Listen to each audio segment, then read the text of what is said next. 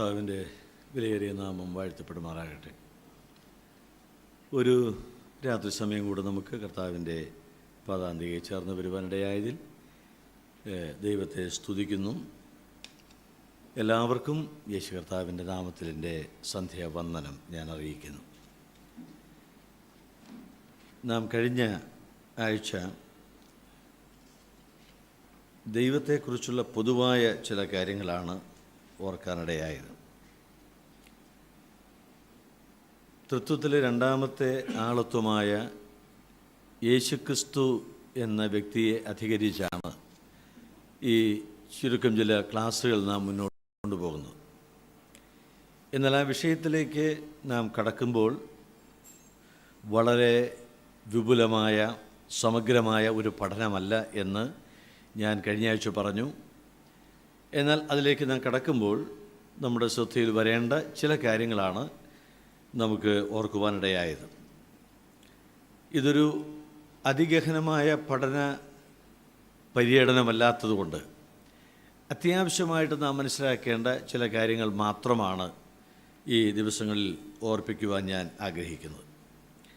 അതിൽ കഴിഞ്ഞ ആഴ്ച ദൈവത്തിൽ നാം കണ്ടെത്തുന്ന സ്വഭാവ വൈശിഷ്ട്യങ്ങളിൽ ചിലത് പറഞ്ഞുകൊണ്ടാണ് അവസാനിപ്പിക്കുവാൻ ഇടയായത്.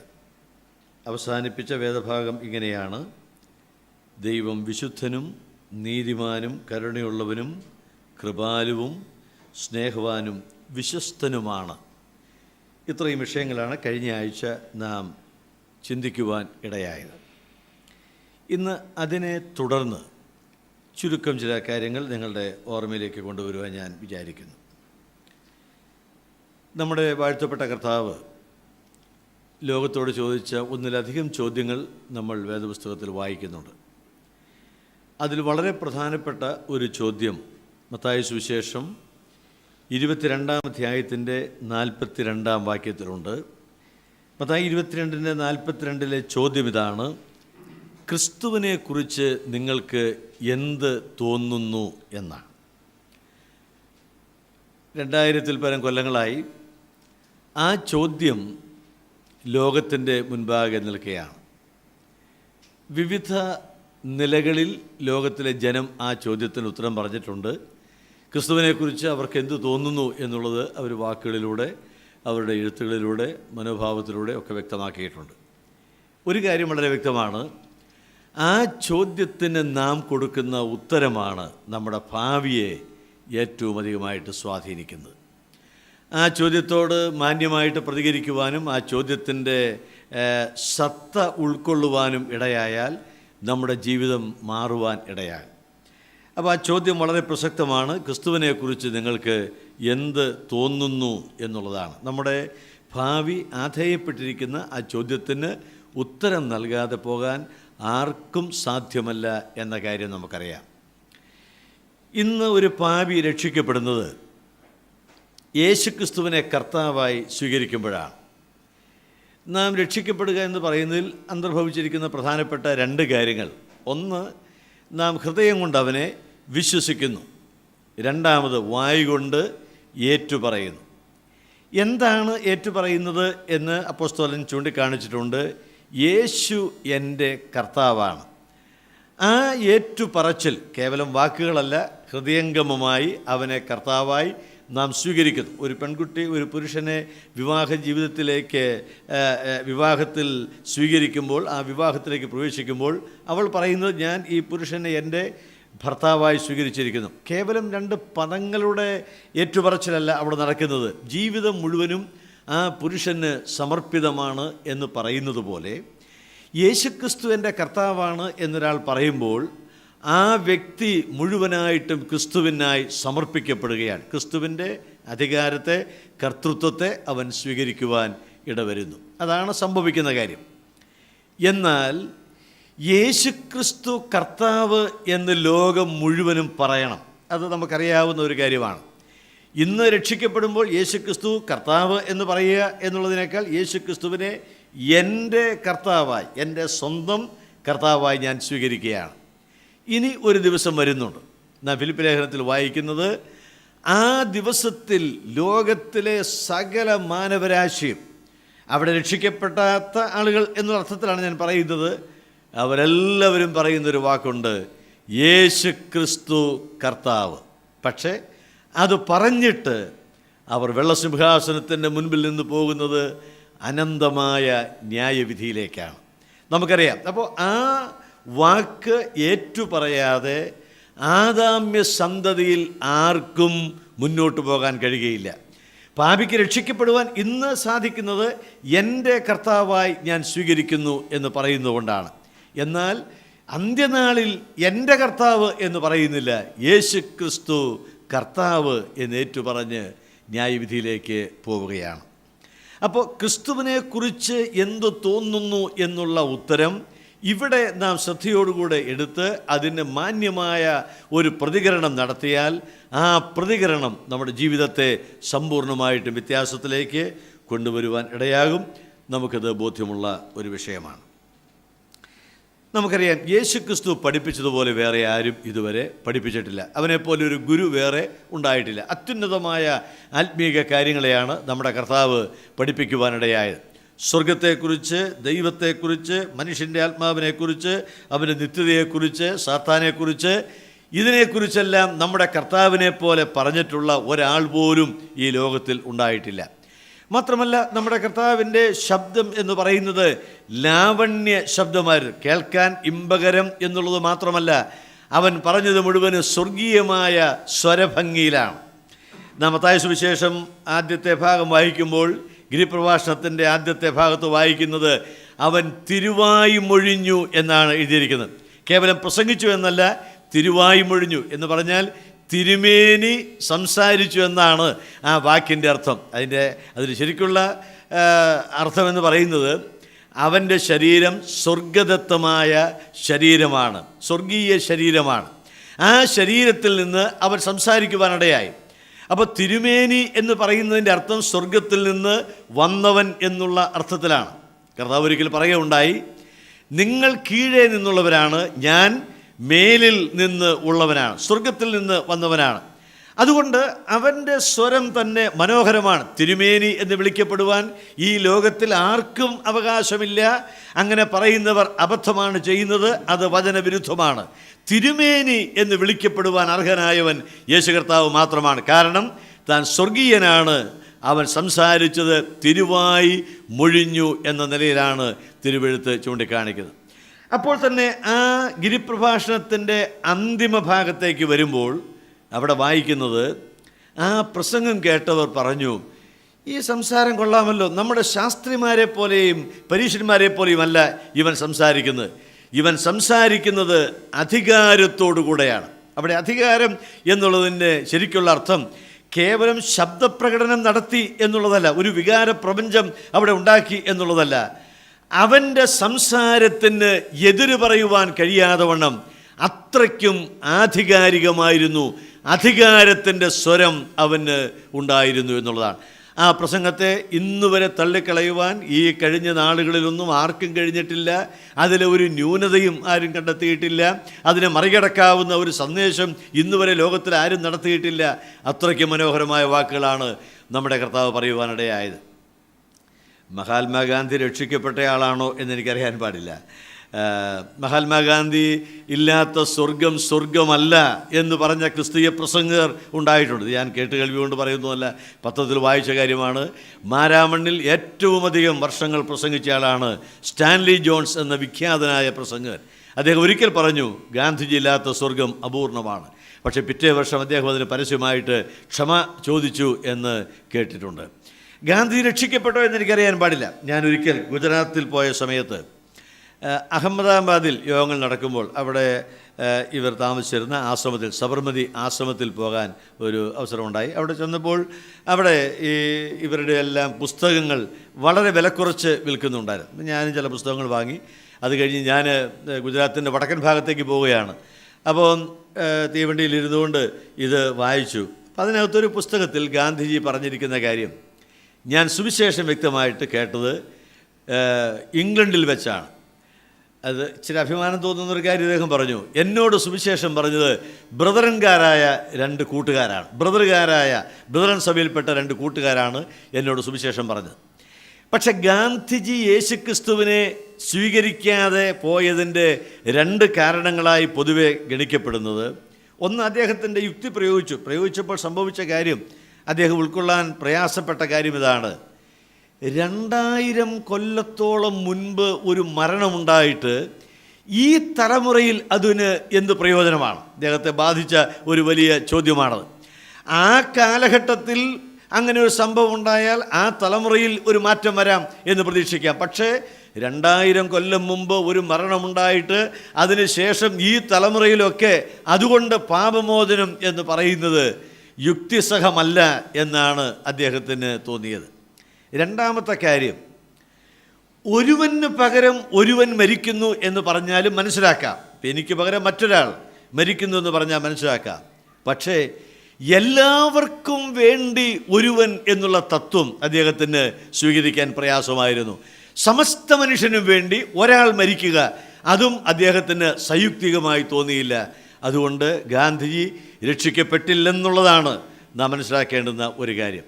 പക്ഷേ ഞാൻ പറയുന്നത്, ഗാന്ധിജി ഏറ്റവും പ്രധാനമായിട്ട് അംഗീകരിച്ചിരുന്ന വേദഭാഗം എന്ന് പറയുന്നത് ബൈബിളിൻ്റെ മത്തായി സുവിശേഷം 5, 6, 7 അധ്യായങ്ങളാണ്.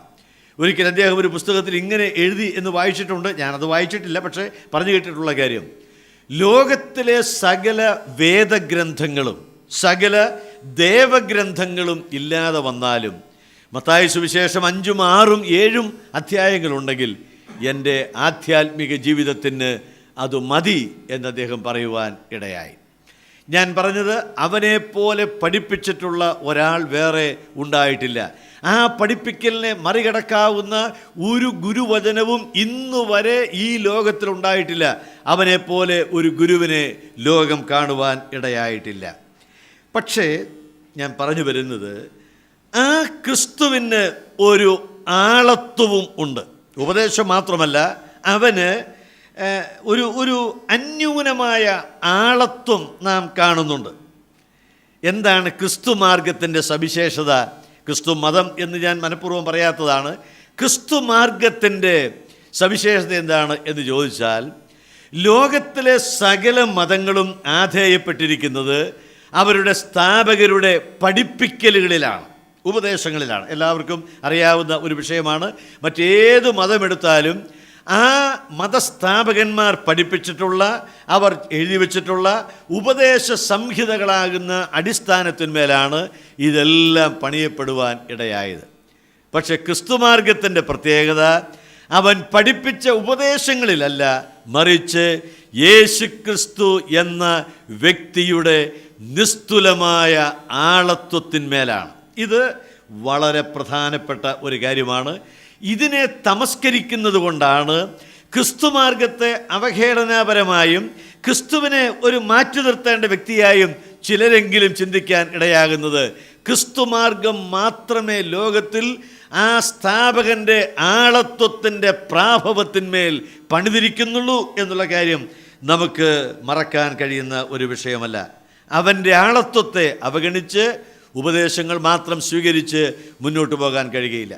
നമ്മുടെ കർത്താവ് ഒരിക്കലും പറഞ്ഞിട്ടില്ല, നിങ്ങൾ എന്നെക്കുറിച്ച് എന്ത് വിചാരിച്ചാലും വിരോധമൊന്നുമില്ല, ഞാൻ പറയുന്ന കാര്യങ്ങൾ നിങ്ങൾ സ്വീകരിച്ച് അത് ചെയ്യണം. കർത്താവ് ഒരിക്കൽ പോലും അങ്ങനെ പറഞ്ഞിട്ടില്ല. എന്നെ നിങ്ങൾ വിഷയമാക്കേണ്ട, ഞാൻ പറയുന്ന കാര്യങ്ങൾ ശ്രദ്ധിച്ചാൽ മാത്രം മതി. ഒരു പ്രാവശ്യം പോലും കർത്താവ് അങ്ങനെ പറഞ്ഞിട്ടില്ല. അതിന് കർത്താവ് എതിരായിട്ട് പറഞ്ഞിട്ടുണ്ട് എന്നെനിക്ക് തോന്നിയിട്ടുണ്ട്.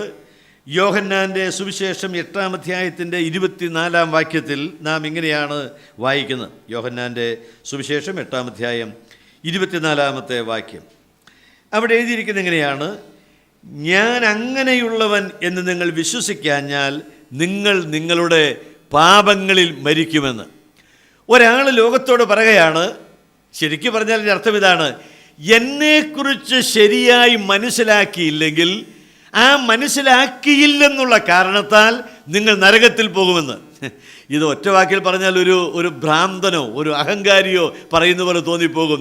എന്നെ ശരിയായിട്ട് അറിഞ്ഞില്ലെങ്കിൽ, ഞാൻ ആരാണെന്ന് അറിഞ്ഞില്ലെങ്കിൽ, അംഗീകരിച്ചില്ലെങ്കിൽ, അതുകൊണ്ട് നിങ്ങൾ നിങ്ങളുടെ പാപങ്ങളിൽ മരിക്കും എന്ന് പറഞ്ഞാൽ നിങ്ങൾ നിത്യശിക്ഷയിലേക്ക് പോകും എന്ന് പറയുകയാണ്. പക്ഷെ ഇത് പറഞ്ഞത് ആരാണ് എന്നറിയാം. അതുകൊണ്ട് അതിൽ തെറ്റില്ല, അതാണ് ശരി എന്ന് നാം അംഗീകരിക്കുന്നു.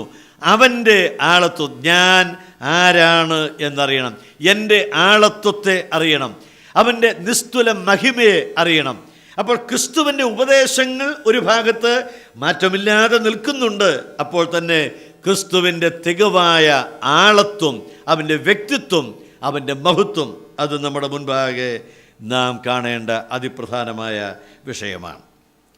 നമുക്കറിയാം യേശുക്രിസ്തു ദൈവമാണ്, ഞാനതിലേക്കാണ് വരുന്നത്. എന്നാൽ ആ ക്രിസ്തു മനുഷ്യനായിട്ട് തീർന്നു.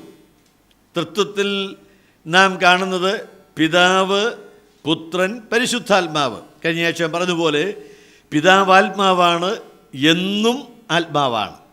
പരിശുദ്ധാത്മാവാത്മാവാണ്, എന്നും ആത്മാവാണ്. യേശുക്രിസ്തു ആത്മാവാണ്, പക്ഷേ ഈ ലോകത്തിൽ വരുമ്പോൾ അവന് ശരീരമുണ്ടായി. അതാണ് നാം വ്യത്യസ്തമായിട്ട് കാണുന്ന ഒരു കാര്യം. ക്രിസ്തു മനുഷ്യനായി തീർന്നു എന്നാണ് തിരുവെഴുത്ത് നമ്മോട് പറയുന്നത്. ഞാനൊന്നുണ്ട് വാക്യങ്ങളൊന്ന് ചൂണ്ടിക്കാണിക്കാം. യോഹന്നാൻ്റെ സുവിശേഷം 1-ാം അധ്യായത്തിൻ്റെ 14-ാം വാക്യം യേശുക്രിസ്തുവിൻ്റെ ദൈവത്വത്തെ ഏറ്റവും മനോഹരമായി ചിത്രീകരിക്കുന്ന വേദപുസ്തക ഭാഗമാണ് യോഹന്നാൻ്റെ സുവിശേഷം. നമുക്കറിയാവുന്ന ഒരു വാക്കാണ് ഞാൻ പറഞ്ഞത്. യോഹന്നാൻ 1:14 നാം വായിക്കുന്നത് ഇങ്ങനെയാണ്: വചനം ജഡമായി തീർന്നു, കൃപയും സത്യവും നിറഞ്ഞവനായി നമ്മുടെ ഇടയിൽ പാർത്തു എന്നാണ്. വചനം ശരീരം ധരിച്ചു, വചനം ജഡമായി തീർന്നു. വചനത്തിന് കൈയും കാലും ഉണ്ടായി, വചനത്തിന് കണ്ണും ചെവിയും ഉണ്ടായി. വചനം ശരീരം ധരിച്ചു, നമ്മുടെ ഇടയിൽ പാർത്തു എന്ന് ദൈവാത്മാവ് രേഖപ്പെടുത്തിയിരിക്കുകയാണ്. ആ ജനനത്തിന് വേദപുസ്തകത്തിൽ നിന്ന് നാം കൊടുക്കുന്ന ഒരു പദം, അത് കന്യകാ ജനനമാണ്. ഞാനിത് പറയാതെ ഈ ഭാഗം മുമ്പോട്ട് പോകാൻ നിവൃത്തിയില്ലാത്തതുകൊണ്ടാണ് ഞാനത് പറയുന്നത്. യേശുക്രിസ്തുവിൻ്റെ ജനനം കന്യകയിലുള്ള ജനനമാണ്. ഉൽപ്പത്തി പുസ്തകം നാം വായിക്കുമ്പോൾ 3-ാം അധ്യായത്തിൻ്റെ 15-ാം വാക്യത്തിൽ ദൈവം പാമ്പിനോട് പറയുന്ന ഒരു വാക്കുണ്ട്. ആ വാക്യതാണ്: ഒരു ദിവസം വരും, അന്ന് സ്ത്രീയുടെ സന്തതി നിന്റെ തല തകർക്കും എന്ന് കർത്താവ് പറഞ്ഞു.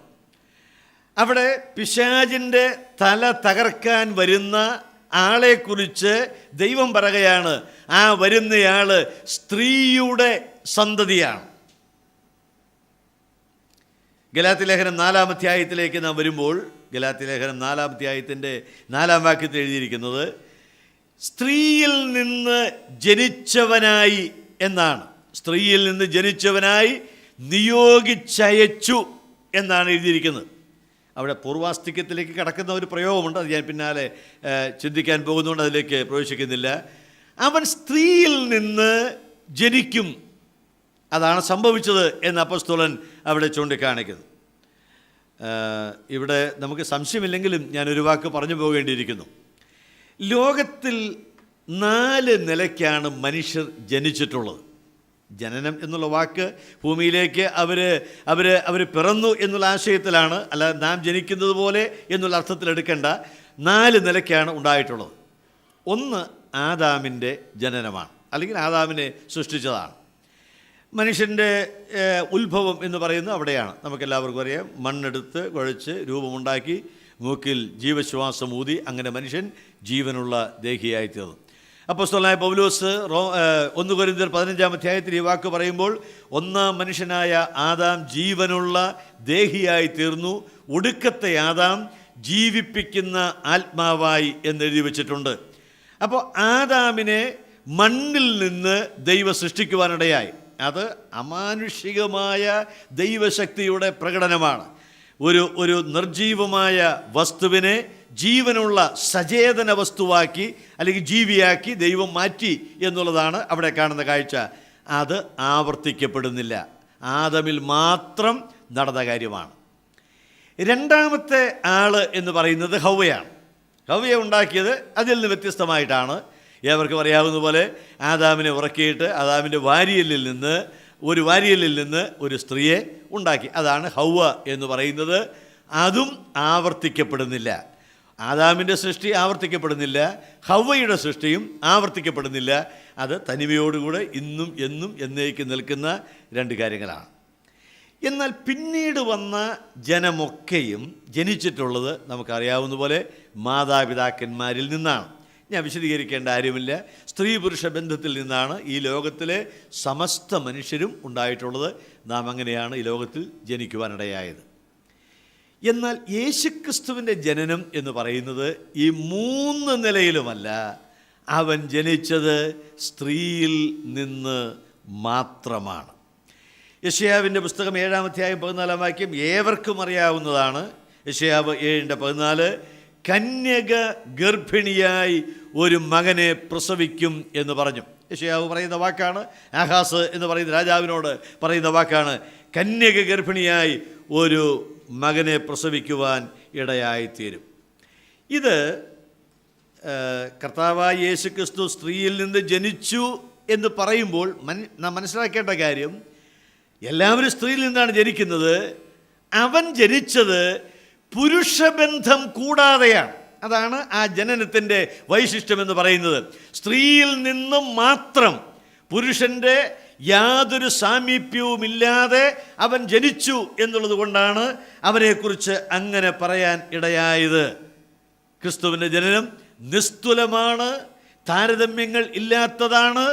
ആ ജനനം ദൈവദത്തമായിരുന്നു എന്നാണ് തിരുവെഴുത്തിൽ നിന്ന് നാം മനസ്സിലാക്കുന്നത്. ഞാൻ 2-3 വാക്യങ്ങൾ ഒന്ന് ഉദ്ധരിച്ചു പോകാം. മത്തായി സുവിശേഷം 1-ാം അധ്യായത്തിൻ്റെ 18-ാം വാക്യം. മത്തായി 1:18 അവിടെ എഴുതിയിരിക്കുന്നത് അവർ കൂടി വരും മുൻപേ എന്നൊരു വാക്കാണ്. അവർ കൂടി വരും എന്ന് പറയുന്നത് യോസേപ്പും മറിയയും സംഗമിക്കുന്നതിന് മുൻപ്. ആ കുഞ്ഞിൻ്റെ ജനനത്തെക്കുറിച്ചുള്ള ആ പ്രയോഗം എത്ര ശക്തമായി, എത്ര വ്യക്തതയോടെയാണ് ദൈവാത്മാവ് നൽകുന്നത്. അവർ കൂടി വരുന്നതിന് മുൻപേ. അതേ അധ്യായത്തിൻ്റെ 25-ാം വാക്യത്തിൽ വായിക്കുന്നത് യേശു കുഞ്ഞ് ജനിക്കുന്നത് വരെ അവൻ അവളെ പരിഗ്രഹിച്ചില്ല. അടിവരയിടേണ്ട വാക്കുകളാണ്. അവിടെ ഒരു ബന്ധവും ഉണ്ടായിട്ടില്ല. അപ്പോൾ അതിന് മനസ്സിലാക്കേണ്ട കാര്യം ഇതാണ്. വിവാഹ നിശ്ചയം കഴിഞ്ഞു. വിവാഹത്തിൻ്റെ ഇടവേളയിലാണ് മറിയ ഗർഭിണിയാകുന്നത്. വിവാഹ നിശ്ചയം കഴിഞ്ഞു, വിവാഹം നടന്നിട്ടില്ല, അത് പിന്നാലെ നടക്കേണ്ട കാര്യമാണ്. എന്നാൽ അതിനു മുൻപ് പരിശുദ്ധാത്മാവിൽ മറിയ ഗർഭിണിയായി എന്നുള്ളതാണ്. ലൂക്കോസ് 1-ാം അധ്യായത്തിൻ്റെ 34-ാം വാക്യത്തിൽ ഈ സംഭവം തന്നെ അല്പം കൂടി വിശദമായിട്ടാണ്. ലൂക്കോസ് ഒരു ചരിത്ര രചനയാണ് എന്ന് ലൂക്കോസ് പറയുന്നതുകൊണ്ട് തന്നെ അത്യാവശ്യ ഘടകങ്ങളെല്ലാം ചൂണ്ടിക്കാണിക്കുന്ന ഒരു രീതിയാണ് താൻ അവലംബിക്കുന്നത്. ലൂക്കോസ് 1:34 വായിക്കുന്നത്, നിനക്കൊരു കുഞ്ഞുണ്ടാകുമെന്ന് പറയുമ്പോൾ അവൾ പറയുന്ന വാക്ക്, ഞാൻ പുരുഷനെ അറിയായികയാൽ ഇതെങ്ങനെ സംഭവിക്കുമെന്നാണ്. പുരുഷനെ അറിയായികയാൽ എന്ന് പറഞ്ഞാൽ കല്യാണം ആലോചിച്ചിട്ടില്ല എന്നല്ല, ആ പുരുഷനുമായിട്ട് എനിക്കൊരു ബന്ധവും ഉണ്ടായിട്ടില്ല, അതുകൊണ്ട് ഇതെങ്ങനെ സംഭവിക്കും എന്ന് അവൾ ചോദിക്കുകയാണ്. ഞാനൊരു വാക്കോടെ ഒന്ന് ചൂണ്ടിക്കാണിക്കാം. മത്തായി സുവിശേഷം 1-ാം അധ്യായത്തിൻ്റെ 16-ാമത്തെ വാക്യം വായിക്കുമ്പോൾ അവിടെ ഒരു പ്രധാനപ്പെട്ട ഒരു കാര്യമുണ്ട്. അവിടെ വംശാവലിയാണ് നമ്മൾ വായിക്കുന്നത്. വംശാവലിയുടെ സങ്കീർണതകളിലേക്ക് ഞാൻ കടക്കുകയല്ല. അവിടെ ഒന്നിലധികം വഴികളിലൂടെ ആ വംശാവലി ചൂണ്ടിക്കാണിക്കുകയാണ്. എന്നാൽ അതിൻ്റെ 1-ാം അധ്യായം, മത്തായി 1-ാം അധ്യായത്തിൻ്റെ 12-ാം വാക്യം മുതൽ വരുമ്പോൾ, ബാബേൽ പ്രവാസം കഴിഞ്ഞിട്ട് യൊഖന്യാവ് ശയൽത്തിയേൽ ജനിപ്പിച്ചു എന്ന് പറഞ്ഞുകൊണ്ട് ആ ഒരു പാരമ്പര്യം തുടങ്ങുകയാണ്. അത് പറഞ്ഞു വരുമ്പോൾ 15-ാം വാക്യത്തിലേക്ക് എത്തുമ്പോൾ എലിഹൂദ് എലിയാസാർ ജനിപ്പിച്ചു, എലിയാസാർ മത്താനെ ജനിപ്പിച്ചു, മത്താൻ യാക്കോബിനെ ജനിപ്പിച്ചു, യാക്കോബ് മറിയയുടെ ഭർത്താവായ യോസേപ്പിനെ ജനിപ്പിച്ചു. ശ്രദ്ധിക്കുക, അവിടെ എല്ലാം പുരുഷന്മാരെ കുറിച്ചാണ് പറയുന്നത്. അപ്പനിൽ നിന്ന് ഈ മകനുണ്ടായി, ആ മകനിൽ നിന്ന് മറ്റൊരു മകനുണ്ടായി, അങ്ങനെ അപ്പനിൽ നിന്ന് മകൻ, അപ്പനിൽ നിന്ന് മകൻ എന്ന് പറഞ്ഞു വന്നിട്ട് 16-ാം വാക്യത്തിൽ പറയുന്നത് യാക്കോബ് മറിയയുടെ ഭർത്താവായ യോസേപ്പിനെ ജനിപ്പിച്ചു. അതുവരെ ആ തുടർച്ച തന്നെ നാം കാണുകയാണ്. യാക്കോബ് യോസേപ്പിനെ ജനിപ്പിച്ചു. എന്നിട്ട് അവിടെ യോസേപ്പിൻ്റെ പേര് പരാമർശിക്കാതെ അടുത്ത വാക്കിൽ പറയുകയാണ്, അവളിൽ നിന്ന്, അതായത് മറിയയിൽ നിന്ന് ക്രിസ്തു എന്ന് പേരുള്ള യേശു ജനിച്ചു എന്നാണ്. വളരെ ശ്രദ്ധിക്കേണ്ട ഒരു കാര്യമാണ്. അവിടെ യോസേപ്പ് തമസ്കരിക്കപ്പെടുകയാണ്, യോസേപ്പിനെ മാറ്റി നിർത്തുകയാണ്. യോസേപ്പിൽ നിന്നല്ല കർത്താവ് ജനിച്ചത്. അതുകൊണ്ട് കൃത്യമായിട്ട് പറഞ്ഞു, യോസേപ്പിനെ ജനിപ്പിച്ചു, പക്ഷേ ക്രിസ്തു ജനിച്ചത്, യേശു ജനിച്ചത് അവനിൽ നിന്നല്ല, അവളിൽ നിന്നാണ്. അവളിൽ നിന്ന്, മറിയയിൽ നിന്നാണ്. ഒരു വാക്കൂടെ ആ ഭാഗത്ത് ശ്രദ്ധിക്കേണ്ടതായിട്ടുണ്ട്. ബാക്കിയെല്ലാം ജനിപ്പിച്ചു ജനിപ്പിച്ചു ജനിപ്പിച്ചു എന്ന് പറഞ്ഞിട്ട് ഇവിടെ വായിക്കുന്നത് ക്രിസ്തുവിനെ ജനിപ്പിച്ചു എന്നല്ല, യേശു ജനിച്ചു എന്നാണ്. അവൻ സ്വയമായി വന്നു എന്നുള്ളതിന് തെളിവാണ്. നാം പിന്നാലെ ആ ഭാഗം ചിന്തിക്കാനായിട്ട് പോകുന്നതാണ്. എങ്കിലും ഞാൻ ഇതൊന്ന് പരാമർശിച്ചെന്ന് മാത്രമേ ഉള്ളൂ. അങ്ങനെ കന്യകയിൽ നിന്ന് നമ്മുടെ വാഴ്ത്തപ്പെട്ട കർത്താവ് ജനിച്ചു. പുരുഷബന്ധം കൂടാതെ, യോസേപ്പിൽ നിന്നല്ലാതെ പരിശുദ്ധാത്മാവിൽ അവൻ ജനിക്കുവാൻ ഇടയായി. ഇത് വേദപുസ്തകത്തിൻ്റെ അതിപ്രധാനമായ ഒരു വിഷയമാണ്. ഞാനതിൻ്റെ 1-2 വാക്കുകൾ കൂടെ താഴെ ചൂണ്ടിക്കാണിക്കാം. എന്നാൽ അതിന് മുൻപായിട്ട് എബ്രായ ലേഖനത്തിലേക്ക് നാം വരുമ്പോൾ, അത് എനിക്ക് തോന്നുന്നത് ആശയപുഷ്കലമായ ഒരു വാക്യമാണ്. 2-ാം അധ്യായത്തിൻ്റെ 14-ാമത്തെ വാക്യം. എബ്രായ ലേഖനം 2-ാം അധ്യായം 14-ാം വാക്യം. അവിടെ എഴുതിയിരിക്കുന്നതിൻ്റെ പ്രധാനപ്പെട്ട ആശയം ഇതാണ്: മക്കൾ ജഡരക്തങ്ങളോട് കൂടിയവർ ആകൊണ്ട്, നമ്മുടെ കാര്യമാണ്, ജഡവും രക്തവും ശരീരവും രക്തവും ഉള്ളവരായതുകൊണ്ട്, നാം മനുഷ്യരായതുകൊണ്ട്, മനുഷ്യർക്ക് ശരീരവും രക്തവും ഉള്ളതുകൊണ്ട്, അവനും, അതായത് യേശുക്രിസ്തുവും അവരെ പോലെ, മനുഷ്യരെ പോലെ ജഡരക്തങ്ങളോട് കൂടിയവനായി. അതായത് നാം എങ്ങനെ ഒരു ശരീരത്തിൽ ജീവിക്കുന്നുവോ അതുപോലെയുള്ള ഒരു ശരീരത്തിൽ ജഡവും രക്തവും ഉള്ളവനായി അവൻ ജനിച്ചു എന്നാണ് അവിടെ എഴുതിയിരിക്കുന്നത്. വളരെ ശ്രദ്ധിക്കപ്പെടേണ്ട ഒരു വാക്കാണ്. യോഹന്നാൻ 1:14 ഞാൻ ആദ്യം പറഞ്ഞതാണ്, വചനം ജഡമായി തീരുവാൻ ഇടയായി. പക്ഷേ ആ ജഡത്തിൻ്റെ ഒരു പ്രത്യേകത റോമാലേഖനത്തിൽ വായിക്കുന്നുണ്ട്. പാപജഡത്തിൻ്റെ സാദൃശ്യത്തിലാണ്. പാപജഡത്തിൽ കർത്താവ് വെളിപ്പെട്ടില്ല. പാപജഡം എന്ന് പറയുന്നത് നമ്മുടെ ശരീരമാണ്. പാപജഡം നമ്മുടെ മനുഷ്യൻ്റെ ശരീരമാണ്. കർത്താവ് പാപജഡത്തിൽ വന്നെന്നല്ല, പാപജഡത്തിൻ്റെ സാദൃശ്യത്തിൽ, അതായത് നമുക്ക് തുല്യമായ ഒരു ശരീരത്തിൽ അവൻ വെളിപ്പെട്ടു എന്നാണ് ആ വാക്കിൻ്റെ അർത്ഥം. നമ്മെപ്പോലെ ഉണ്ണാനും ഉറങ്ങാനും ദേഷ്യപ്പെടാനും നമ്മെപ്പോലെ ക്ഷീണിക്കാനും ഒക്കെ കഴിയുന്ന ആ ഒരു ശരീരത്തിൽ, പാപം ഒഴികെ, നാം തിരുവെഴുത്തിൽ വായിക്കുന്ന പോലെ, പാപം മനുഷ്യത്വത്തിൻ്റെ ഒരു അവിഭാജ്യ ഘടകമൊന്നും അല്ല കേട്ടോ. മനുഷ്യൻ പാപിയായി എന്ന് വിചാരിച്ച് പാപം മനുഷ്യനിലുണ്ട് എന്ന്, അല്ലെങ്കിൽ പാപം മനുഷ്യൻ്റെ ഒരു മാറ്റാൻ കഴിയാത്ത ഭാഗമാണ് എന്ന് വിചാരിക്കേണ്ട. ആദാമിനെ സൃഷ്ടിച്ചപ്പോൾ അവൻ മനുഷ്യനായിട്ടാണ് ജനിച്ചത്. പക്ഷെ അവന് പാപം ഉണ്ടായിരുന്നില്ല. പിന്നെയാണ് പാപം അവനിലേക്ക് വരുവാനായിട്ടിടയായത്. അപ്പോൾ മനുഷ്യത്വത്തിൽ പാപം വരണമെന്നില്ല. എന്നാൽ ക്രിസ്തു വരുമ്പോൾ അവൻ പാപജഡത്തിൻ്റെ, നമ്മുടെ ശരീരത്തിൻ്റെ സാദൃശ്യത്തിൽ, നമ്മുടെ ശരീരത്തിന് തുല്യമായ ഒരു ശരീരത്തിൽ വെളിപ്പെട്ടു. അതൊരു മായക്കാഴ്ചയല്ല, തോന്നിയതല്ല. യേശുക്രിസ്തുവിൻ്റെ ശരീരം എന്ന് പറയുന്നത് നമുക്ക് തോന്നിയതാണ്. അങ്ങനെ ഒരാൾ വന്നെന്നും ഈ ഭൂമിയിൽ ജീവിച്ചെന്നും തോന്നിയതല്ല. അതുകൊണ്ടായിരിക്കും യോഹന്നാൻ പറയുന്നത്, ഞങ്ങൾ കണ്ടു, അല്ലേ, ഞങ്ങൾ കേട്ടു, ഞങ്ങളുടെ കൈ തൊട്ടു എന്നൊക്കെ പറയുന്നത് ആ ശരീരം സ്ഥൂല ശരീരമാണ്. തൊട്ടറിയുവാൻ കഴിയുന്ന മാംസവും രക്തവുമുള്ള ഒരു ശരീരമാണ് എന്ന് അവിടെ പറയുവാൻ ഇടയായി. അപ്പോൾ ഇത് വളരെ ശ്രദ്ധിക്കേണ്ട ഒരു കാര്യമാണ്. യേശുക്രിസ്തു ആ നിലയിൽ ജഡം ധരിച്ച് ലോകത്തിൽ വരുവാൻ ഇടയായിത്തീർന്നു. യേശുക്രിസ്തുവിൻ്റെ കന്യകാ ജനനം എന്ന് പറയുന്ന വിഷയം ലോകത്തിൽ ചിലരൊക്കെ നിഷേധിക്കുന്ന ഒരു കാര്യമാണ്. എന്നാൽ ആ കന്യകാ ജനനത്തെ നിഷേധിച്ചാൽ വരുന്ന പരമപ്രധാനമായ ഒരു പ്രശ്നം എന്ന് പറയുന്നത്, അതോടുകൂടെ യേശുക്രിസ്തുവിൻ്റെ ദൈവത്വം നിഷേധിക്കപ്പെടുകയാണ്. ഞാനതിലേക്കാണ് ആ ചിന്ത ഒന്ന് കൊണ്ടുവരുവാൻ വിചാരിച്ചത്. കർത്താവായ യേശുക്രിസ്തു കന്യകയിൽ അല്ല ജനിച്ചത് എന്ന് വരികിൽ, സാധാരണ ആളുകൾ പോലെയാണ് അവൻ ജനിച്ചത് എന്ന് വരികിൽ, യേശുക്രിസ്തു ദൈവമാണ് എന്ന് പറയുവാൻ കഴിയാതെ വണ്ണം ആ വിഷയം പൂർണ്ണമായിട്ടും തിരസ്കൃതമാകുകയാണ്. അതുകൊണ്ട് കന്യകാജനനം ഈ വിഷയത്തിലെ പ്രധാനപ്പെട്ട ഒരു കാര്യമാണ്. ഞാൻ ആദ്യം ചോദിച്ചു, കർത്താവ് ചോദിച്ച ചോദ്യം, ക്രിസ്തുവിനെക്കുറിച്ച് നിങ്ങൾക്ക് എന്ത് തോന്നുന്നു? എന്തും തോന്നാം. പക്ഷെ ഒരു കാര്യമുണ്ട്, യേശുക്രിസ്തുവിനെ ദൈവമായിട്ടല്ലാതെ ആര് എന്തു പറഞ്ഞാലും അവനെ കൊണ്ടൊരു പ്രയോജനവും ഇല്ല. ഒന്നുകൂടെ തെളിച്ച് പറഞ്ഞാൽ, ക്രിസ്തു ദൈവമല്ലെങ്കിൽ അവൻ ആരുമല്ല. അതാണ് നാം മനസ്സിലാക്കേണ്ട കാര്യം. ക്രിസ്തു ദൈവമാണെങ്കിൽ ഈ പറയുന്നതെല്ലാം ശരിയാണ്. ക്രിസ്തു ദൈവമല്ലെങ്കിൽ അവൻ ആരുമല്ല. ഒരു വലിയ വഞ്ചകനായി ലോകത്തിൽ ജീവിച്ച് മരിച്ചുപോയ ഒരാളായിട്ട് മാത്രമേ കണക്കാക്കാൻ കഴിയുകയുള്ളൂ. ക്രിസ്തു ജഡത്തിൽ വെളിപ്പെട്ടവനാണ്, കന്യകയിൽ ജനിച്ചവനാണ് എന്നുള്ള കാര്യം നമുക്കറിയാം. നാം വായിക്കുന്ന അത്യുന്നതൻ്റെ ശക്തി നിഴലിട്ട് സംഭവിച്ച ഒരു അത്ഭുതമാണ് കന്യകാജനനം എന്ന് പറയുന്നത്. അതുകൊണ്ട് തന്നെ അവൻ്റെ ജനനം പാപരഹിതമായിരുന്നു. കന്യകാജനനമല്ലെങ്കിൽ അവൻ്റെ ജനനം പാപരാഹിത്യം ഉള്ളതും അല്ല, പാപത്തോടു കൂടിയ ജനനമായിരിക്കും. കാരണം നാം ഒക്കെ ജനിക്കുന്നത് അകൃത്യത്തിലാണ്, അല്ലേ? നമ്മൾ വായിക്കുന്ന എങ്ങനെയാണ്?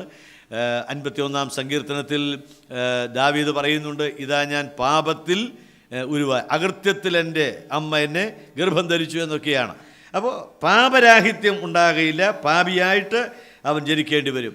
മാത്രമല്ല, ക്രിസ്തുവിൻ്റെ പാപപരിഹാര ബലിയെ ഈ ഉപദേശം അഗാധമായിട്ട് തള്ളിക്കളയാനിടയായിത്തരും. ക്രിസ്തു വിശുദ്ധനാണ് എന്നുള്ള കാര്യത്തെ നിഷേധിക്കുവാനിടയാകും. അതുകൊണ്ട് കന്യകാജനനം സ്വീകരിക്കപ്പെടേണ്ട മഹത്തായ ഒരു വിഷയമാണ്. നമുക്കറിയാവുന്ന ഒരു കാര്യം ഞാൻ ചൂണ്ടിക്കാണിക്കാം. നമ്മുടെ കർത്താവ്, ഞാൻ ആദ്യം പറഞ്ഞതുപോലെ, എല്ലാവർക്കും വേണ്ടിയാണ് മരിച്ചത്. സകല മനുഷ്യർക്കും വേണ്ടി അവൻ പ്രായശ്ചിത്തമായി, അവരുടെ പ്രതിനിധിയായി, അവരുടെ ജാമ്യക്കാരനായി, അവരുടെ മധ്യസ്ഥനായിട്ട് അവൻ മരിക്കുകയാണ് ചെയ്തത്. എന്നാൽ യേശുക്രിസ്തു പാപരഹിതനല്ലായിരുന്നു എന്ന് വരികിൽ എല്ലാവർക്കും വേണ്ടി അവന് മരിപ്പാൻ കഴിയുകയില്ല. അത് ഒരു പ്രധാനപ്പെട്ട കാര്യമാണ്. അതായത് സകല മനുഷ്യർക്കും വേണ്ടി, നിങ്ങളെല്ലാവരും പാപികളാണ്, നിങ്ങൾക്കെല്ലാവർക്കും വേണ്ടി ഞാൻ മരിക്കാം എന്ന് പറയുന്നത് നടക്കാത്ത കാര്യമാണ്. രണ്ടാമത്, ചുരുങ്ങിയ മണിക്കൂറുകൾക്കുള്ളിലാണ് അവൻ ന്യായവിധി അനുഭവിച്ച് തീർക്കുവാൻ ഇടയായത്. ചുരുങ്ങിയ മണിക്കൂറുകൾക്ക് ഉള്ളിലാണ്.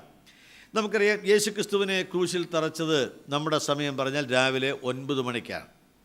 അത് കഴിഞ്ഞ് 12 മണി വരെയുള്ള സമയത്ത് അവിടെ നടക്കുന്ന കാര്യങ്ങൾ എല്ലാവർക്കും കാണാമായിരുന്നു, ആളുകൾക്ക് പരിഹസിക്കാമായിരുന്നു. കടന്നു പോകുന്ന തലകുലുക്കി പരിഹസിച്ചു എന്നാണ് നമ്മൾ വായിക്കുന്നത്. പക്ഷെ 12 മണി സമയമായപ്പോൾ ഉണ്ടായത് ഇരുട്ടുണ്ടായി. അതിൽ ഒരു സുവിശേഷകൻ മാത്രം ഇങ്ങനെ പറയുന്നുണ്ട്, സൂര്യൻ ഇരുണ്ടുപോയി. അതായിരിക്കും ശരി എന്നെനിക്ക് തോന്നിയിട്ടുണ്ട്. കേവലം അന്ധകാരമല്ല, സൂര്യൻ ഇരുണ്ടുപോയി. കേവലം മേഘം മറച്ചു എന്നുള്ളതിനേക്കാൾ സൂര്യൻ ഇരുണ്ടുപോകുവാൻ ഇടയായി. പിന്നെ അവിടെ നടന്ന ആ സംഭവങ്ങളൊന്നും ആരും എന്താണെന്ന് കണ്ടിട്ടില്ല. അവിടെ അപ്പനും മകനും മാത്രമാണ്. അതായത് ശരിക്കും പറഞ്ഞാൽ ഭൂമിയുടെ വാതിലുകളും ജനലുകളും എല്ലാം അടച്ചിട്ട് ആ കാൽവറിയാകുന്ന മുറിയിലേക്ക് മകനെ കയറ്റി നിർത്തി നീതിമാനായ അപ്പൻ അവനുമായിട്ട് ക്രൂരമായി ഏർപ്പെടുന്ന, അല്ലെങ്കിൽ അപ്പൻ എന്തുമാത്രം കോപാകുലനാണ് എന്നും പാപിയുടെ മേൽ എത്രമാത്രം ന്യായവിധി പകരും എന്നും വ്യക്തമാക്കുമാറ് അവനോട് ഏർപ്പെടുകയായിരുന്നു. നാം ആരും ഇത് കണ്ടിട്ടില്ല, കേട്ടിട്ടില്ല, നമുക്കറിഞ്ഞുകൂടാ. പക്ഷേ അത് കഠോരമായിരുന്നു. അതുകൊണ്ടായിരിക്കാം ആ ഒടുവിലത്തെ സമയത്ത് 3 മണി സമയമാകുമ്പോൾ അവൻ മരിക്കുന്നു. ആ സമയത്ത് അവിടെ നിന്നൊരു നിലവിളി കേൾക്കാം, എൻ്റെ ദൈവമേ, എൻ്റെ ദൈവമേ, നീ എന്നെ കൈവിട്ടതെന്ത്. അപ്പോൾ നാം അറിയുന്ന കാര്യം, ആ 6 മണിക്കൂറുകൾക്കുള്ളിൽ അവൻ്റെ മേൽ പകർന്നത് അത്യന്തം ഭയങ്കരമായ ന്യായവിധിയായിരുന്നു. നിങ്ങൾക്ക് മനസ്സിലാക്കാൻ പ്രയാസമില്ല എങ്കിലും ഞാനൊരു വാക്ക് ഓർപ്പിക്കാം. ഒരു പാപി നരകത്തിൽ പോയാൽ അനുഭവിക്കുന്ന ന്യായവിധി എന്ന് പറയുന്നത് അന്തമില്ലാത്ത കാലമാണ്. നിത്യത എന്ന് പറഞ്ഞാൽ അങ്ങനെയാണ്. കാലത്തിൽ ജീവിക്കുമ്പോൾ നമുക്ക് എത്ര പറഞ്ഞാലും നിത്യതയെ വിശകലനം ചെയ്യാൻ കഴിയുകയില്ല. 1000 കോടി വർഷം, അത് കഴിയുമ്പോഴും പിന്നെയും 1000 കോടി, പിന്നെ ഒരു 10,000 കോടി, പിന്നെ 1,00,000 കോടി, പിന്നെ കോടി കോടി, അത് കഴിഞ്ഞാൽ തീരുന്നില്ല. ഇതെല്ലാം കഴിഞ്ഞിട്ട് പിന്നെയും അത് തുടരുകയാണ്. അത് കഴിഞ്ഞൊന്നില്ല. ഞാൻ പറഞ്ഞ കാലത്തിൽ ജീവിക്കുമ്പോൾ നിത്യതയെ വിശകലനം ചെയ്യാൻ നമുക്ക് വളരെ പ്രയാസമാണ്. കാരണം നമ്മുടെ ചിന്തകളെല്ലാം സമയബന്ധിതമാണ്. അത് നമ്മുടെ ചിന്തയ്ക്കോ ബുദ്ധിക്കോ ഒക്കെ അപ്പുറമായിട്ട് നിൽക്കുന്ന ഒരു കാര്യമാണ്. 1000 കോടി കൊല്ലം കഴിഞ്ഞിട്ട് അല്ല, പിന്നെയും 1000 കോടി, പിന്നെയും 1000 കോടി, പിന്നെയും 1000 കോടി, അത് കഴിഞ്ഞൊന്നില്ല. അതാണ് നിത്യത എന്ന് പറയുന്നത്. അപ്പോൾ ഒരു പാപി നരകത്തിൽ പോയാൽ ആ ശിക്ഷ അവൻ അനുഭവിച്ചുകൊണ്ടിരിക്കുകയാണ്, തീരുന്നില്ല. അനുഭവിച്ചുകൊണ്ടേ ഇരിക്കുകയാണ്. കാൽവറിയിൽ നമ്മുടെ കർത്താവ് മരിക്കുന്ന സമയത്ത് അവൻ പറഞ്ഞൊരു വാചകം നാം വായിക്കുന്നുണ്ട്. അതായത് അവിടെ എന്തെല്ലാം കാര്യങ്ങൾ ദൈവം ഉദ്ദേശിച്ചോ അത് മുഴുവനും അവൻ നിവർത്തിച്ചു. കഷ്ടാനുഭവങ്ങളാൽ തികഞ്ഞവനായി എന്ന് പറഞ്ഞാൽ അവിടെ എന്തെല്ലാം വേദന അനുഭവിക്കണമെന്ന് ദൈവം തീരുമാനിച്ചോ ആ വേദന മുഴുവൻ അവൻ അനുഭവിച്ചു കഴിഞ്ഞു. ഞാൻ പറഞ്ഞത് ദൈവേഷ്ടം പൂർണ്ണമായിട്ട് നടന്നു എന്ന് മാത്രമല്ല, കഷ്ടാനുഭവങ്ങൾ എന്തെല്ലാമാണ് എന്നുള്ളത് മുഴുവനും അവൻ അനുഭവിച്ചു കഴിഞ്ഞു. അതിൻ്റെ പ്രകടനപരമായ വശം പോലും ആളുകളെ കരയിപ്പിക്കുന്നതാണ്. അതുകൊണ്ടാണല്ലോ നമ്മുടെ കർത്താവ് നടന്നു പോകുമ്പോൾ യെരുശലേം കന്യകമാർ വാവിട്ട് കരഞ്ഞു എന്നെഴുതിയിരിക്കുന്നത്. അങ്ങനെ ഒരു കാഴ്ച അവർ കണ്ടിട്ടില്ല. പക്ഷേ ആ സമയത്തും നമ്മുടെ കർത്താവ് കരഞ്ഞിട്ടില്ല. അവരോട് പറയുന്നത് നിങ്ങൾ എന്നെ ചൊല്ലി കരയണ്ട എന്നാണ് കർത്താവ് പറഞ്ഞത്. അവൻ കരഞ്ഞില്ല. എന്നാൽ ആരും പ്രത്യേകിച്ച് ഒന്നും ഏൽപ്പിക്കാത്ത ഒരു സമയത്ത്, മരണത്തിൻ്റെ തണുപ്പ് ആ ശരീരത്തിലേക്ക് കയറി ഇറങ്ങുന്ന സമയത്ത് അവൻ വിളിച്ചു പറഞ്ഞു, എൻ്റെ ദൈവമേ, നീയും എന്നെ കൈവിട്ടത് എന്താണ്? ഒരുപാട് അർത്ഥങ്ങൾ അതിനുണ്ട് എന്നെനിക്ക് തോന്നിയിട്ടുണ്ട്. നീ എന്നെ കൈവിട്ടോ? നീയും എന്നെ കൈവിട്ട് കളഞ്ഞോ? നീ ഇങ്ങനെ എന്നെ കൈവിട്ട് കളഞ്ഞോ? നീ എന്നെ മാത്രം കൈവിട്ട് കളഞ്ഞോ? 1000 ചോദ്യങ്ങൾ അതിനോട് ചേർത്ത് പറയാവുന്നതാണ്. അങ്ങനെയുള്ള വേദനാജനകമായിരിക്കുന്ന ഒരു മരണം.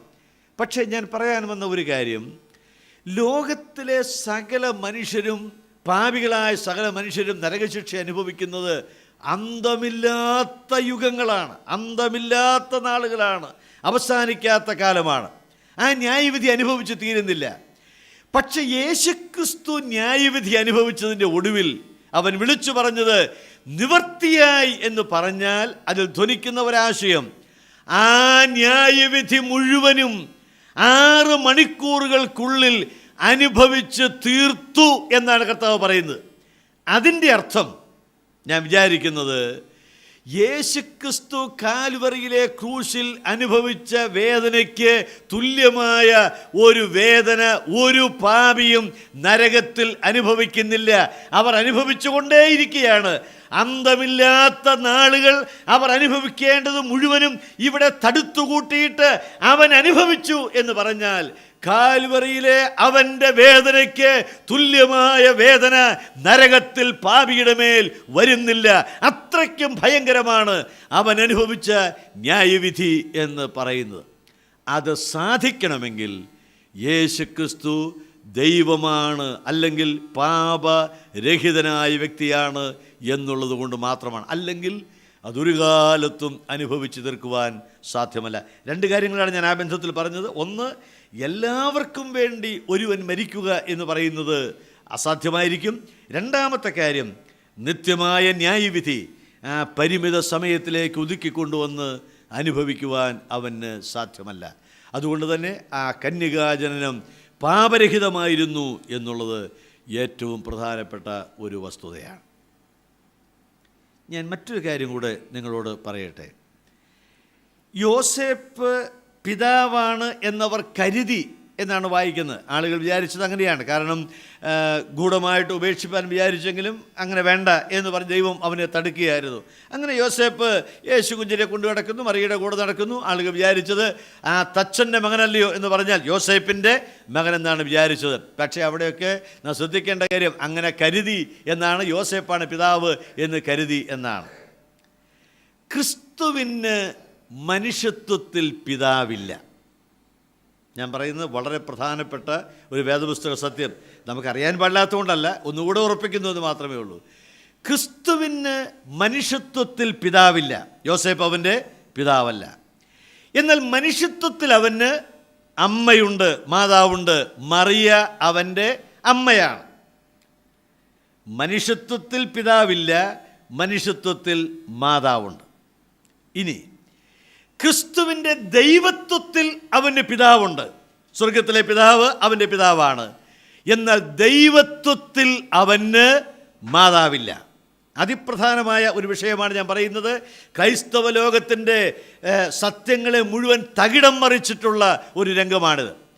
അതായത്, ഒന്നുകൂടെ ഞാൻ ആവർത്തിക്കുകയാണ്, ആ പദം മനസ്സിലാകാത്തതുകൊണ്ടല്ല, എന്നാൽ ആ പദം ഒന്നുകൂടെ ഊന്നി ഉറപ്പിക്കുവാൻ വേണ്ടി പറയുകയാണ്.